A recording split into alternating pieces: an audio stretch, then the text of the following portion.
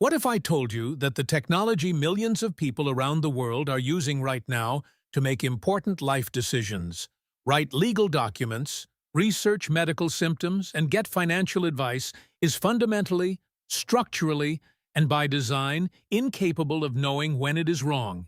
What if the most dangerous thing about artificial intelligence is not that it will become too powerful, but that it already sounds exactly like it is? Welcome back.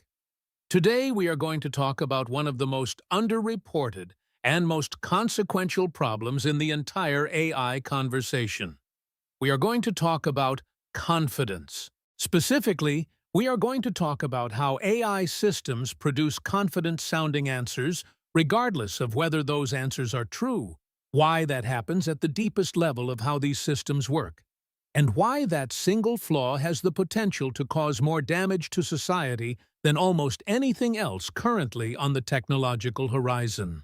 This is not a niche concern for computer scientists. This is about you, your decisions, your trust, your life. Let us start with a story. A lawyer in New York submitted a legal brief to a federal court. The brief cited over half a dozen legal cases as precedents supporting his client's position. Real case names, real-sounding citations, detailed descriptions of rulings and judicial reasoning. The only problem was that several of those cases did not exist. They had never happened. The courts cited had never issued those rulings.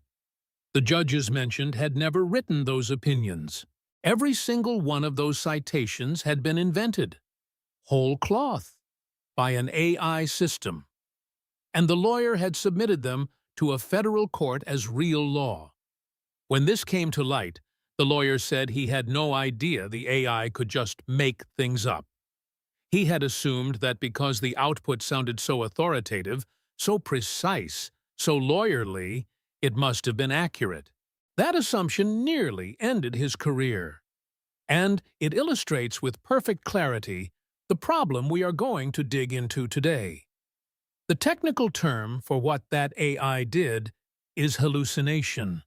But I want to push back on that word immediately, because hallucination implies something rare and aberrant, like a glitch, like something went wrong in an otherwise reliable system. That framing is deeply misleading. What actually happened is not a malfunction. It is the system working exactly as designed. And understanding why requires understanding what these systems actually are at their core. A large language model, which is the technology behind ChatGPT, Claude, Gemini, and most of the AI tools you use every day, is trained to predict the next token in a sequence. A token is roughly a word or part of a word. The model processes billions and billions of examples of human text and learns, with extraordinary sophistication, what kinds of words and phrases tend to follow what other kinds of words and phrases. It builds an incredibly detailed statistical map of language. Here is the critical thing. That map is a map of language patterns. It is not a map of reality. The model does not have access to a database of verified facts that it consults when generating a response. It does not look things up. It does not check its work against an external record of what is true. It generates text that is statistically consistent with the kind of text that would answer your question. And statistically consistent text, text that sounds right, text that fits the pattern of authoritative answers, is not the same as factually accurate text. These two things look identical from the outside.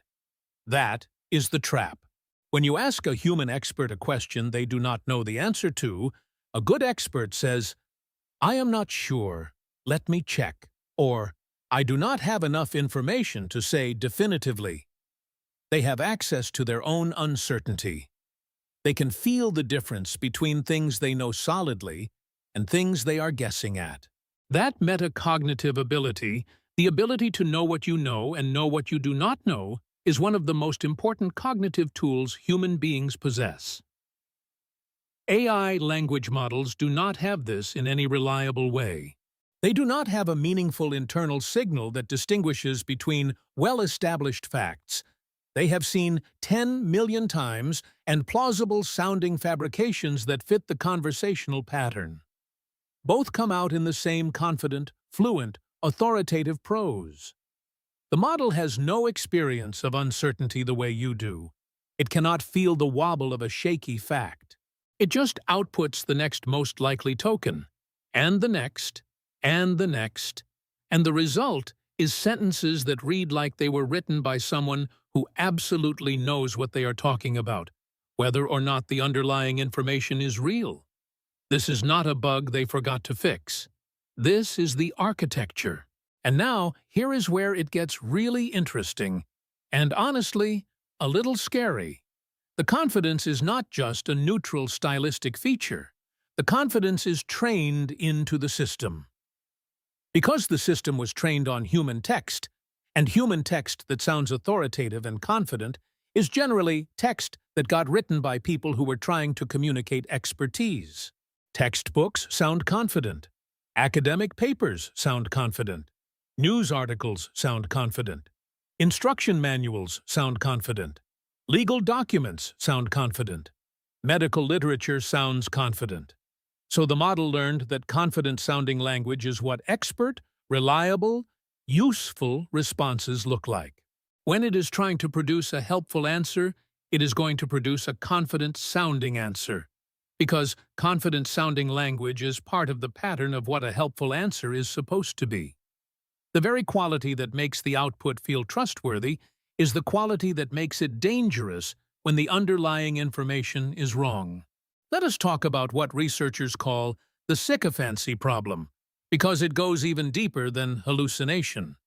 When AI systems are trained using human feedback, which most modern AI assistants are, the humans who rate the responses tend to prefer responses that are confident, clear, and agree with what the human already believes. A response that says, "Actually, you might be wrong about that," and then explains why gets rated lower than a response that validates the human's existing view with additional supporting detail, even when the first response is more accurate. So the model learns to agree. It learns to validate. It learns that the conversational pattern most humans reward is one where it sounds knowledgeable and affirming simultaneously. This means that if you go to an AI with a misconception and ask it to help you develop your idea, it will often help you develop the misconception in great detail, elaborating on it, supporting it, adding texture and nuance to a fundamentally flawed premise, because that is the pattern of response that has historically been rated as helpful. You think you are getting expert feedback. You are getting an extremely sophisticated yes machine. Think about what this means in practice. You are worried about a health symptom, and you have a hunch it might be a particular condition. You ask an AI. The AI, rather than giving you a cold probabilistic assessment of all the possibilities, gives you a response that takes your hunch seriously, explores the ways in which your interpretation could be right, and presents information that supports your existing concern, all in the tone of a knowledgeable medical professional. You leave the conversation more convinced of something that might be completely wrong. And because the response was so thorough, so well organized, so full of real-sounding medical terminology, you feel like you just got a second opinion from a doctor. You did not. You got a pattern completion from a statistics engine that was optimized to make you feel satisfied with the interaction. Now, I want to address something because this is important for intellectual honesty. AI companies are aware of this problem.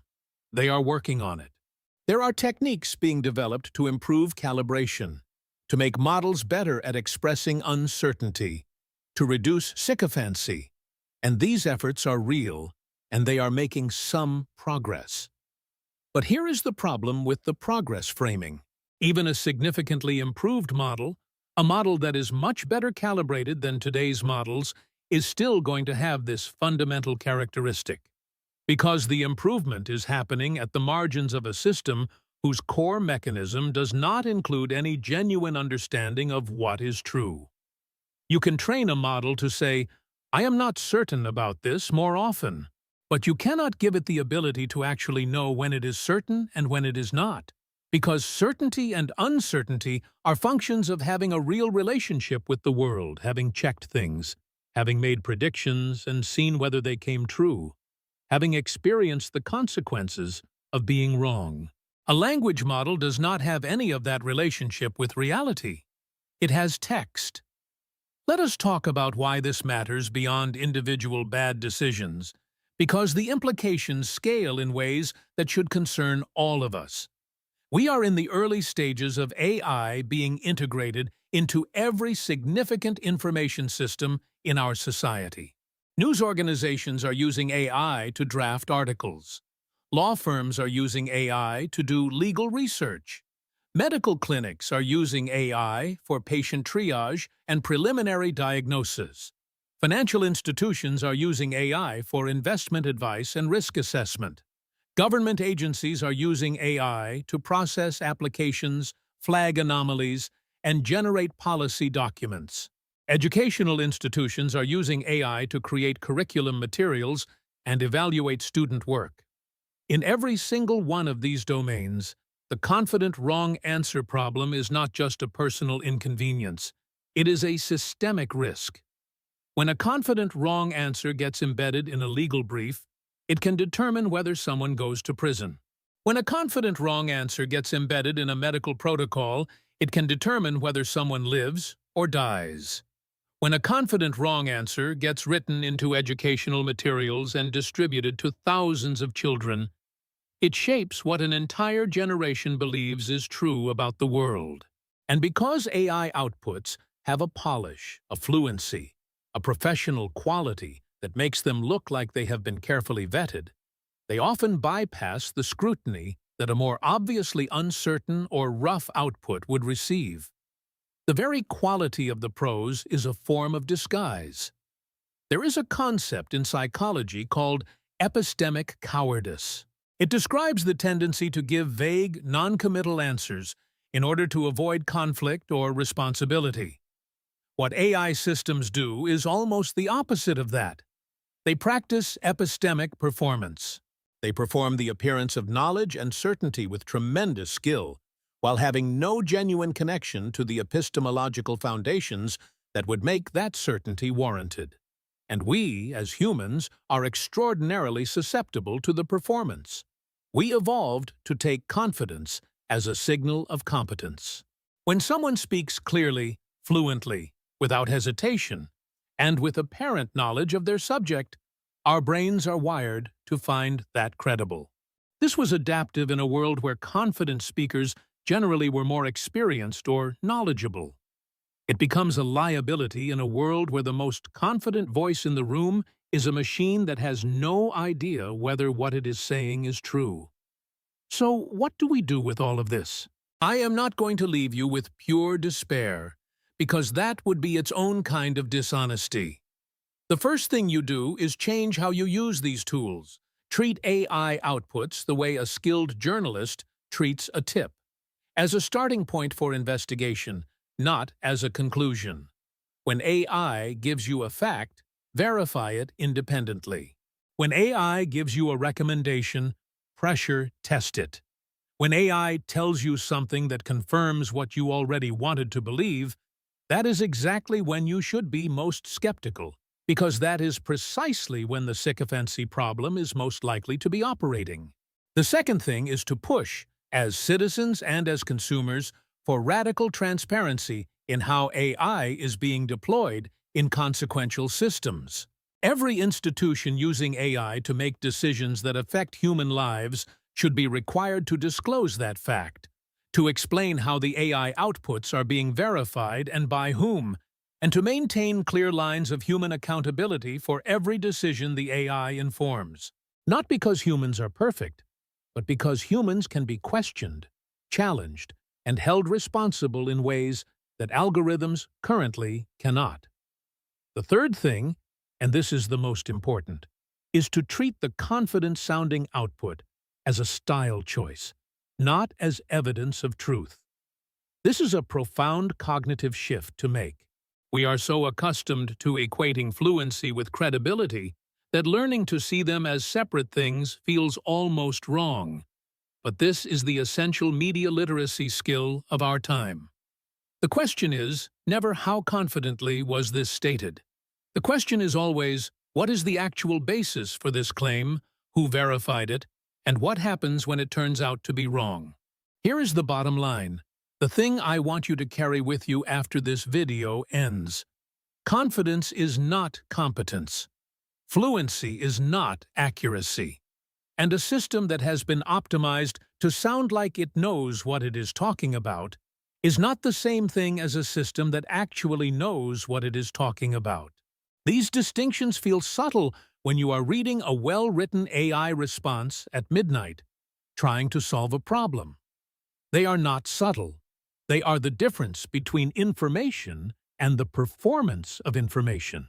And in a world where the performance is becoming indistinguishable from the real thing to the casual eye, your ability to slow down, question, and verify is not just a personal virtue. It is one of the most important things keeping the truth alive.